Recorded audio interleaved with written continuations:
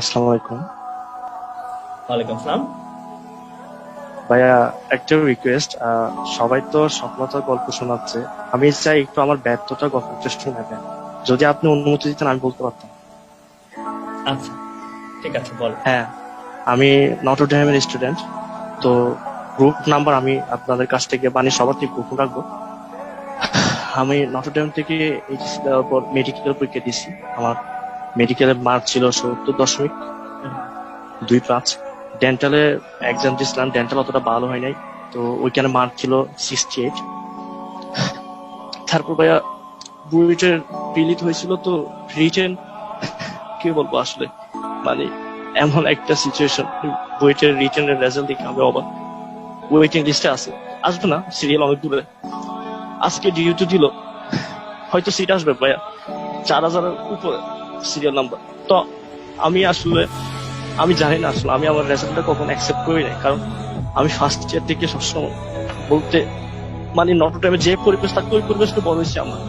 সবসময় question bank solve বলেন, এডমিশনের preparation বলেন, সবকিছু থাকতো মাইন্ডসেট। কিন্তু আমি জুনিয়রদের উদ্দেশ্যে একটা কথা বলতে চাই, আমি সবকিছু গোপন রেখে আসছি।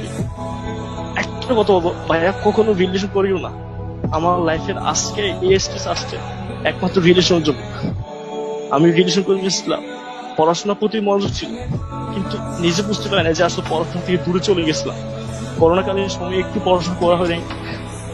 আজকে রেজাল্ট বলতে হচ্ছে আজকে আমার এইরকম অনেক ক্লোজ ক্লোজ রেজাল্ট করে আজকে আমার ফ্যামিলি থেকে বলতে হচ্ছে অনেক দূর। জুনিয়র যারা আছে ভাইয়া, একটু রিকোয়েস্ট থাকলো, পড়াশোনা করো। এই কয়েকটা মাস পড়াশোনা করলে ভাইয়া মেয়ে আসবে, মেয়ে হাজার যাবে, হাজার আসবে, কিন্তু এই সময়টা কখনো তোমরা ভাবা না।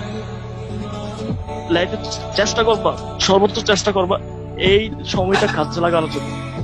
আমি জুনিয়রদের উদ্দেশ্যে এটা বলবো, 22 হোক 23 হোক, সবার ছোট ভাইদের জন্য এই কথাটা আমি বলবো, তোমরা চেষ্টা করবা, সর্বোচ্চ চেষ্টা করবা যেন পড়াশোনা এবং মা বাবার কষ্টটা দিকে থাকানোর জন্য।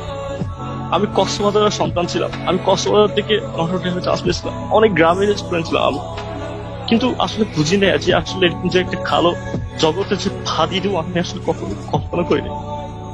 তো আসলে আমি জানি না আমার কপালে কি আছে। আমি হয়তো আমার দাবিতে হয়তো সিট আসবে, আমি জানি হয়তো একটা সিট পাবো, কিন্তু যে আশা ছিল, যে ছোট থেকে বড় একটা যে স্বপ্ন নিয়ে বড় ছিল, ওইটা কোনো আমার হয়তো বা পূরণ হবে না। হয়তো বা জনের উদ্দেশ্যে এই কথাটাই আমি বলবো যে রিলেশনটা কখনো করিও না, পড়াশোনা ঠিক মতো করিও, বা আমার কষ্ট দিয়ে তাকাও ভাইয়া। কয়েকটা মাস কষ্ট করলে তোমার সারাটা জীবন সফলতার মতো ফুল দিতে থাকবে।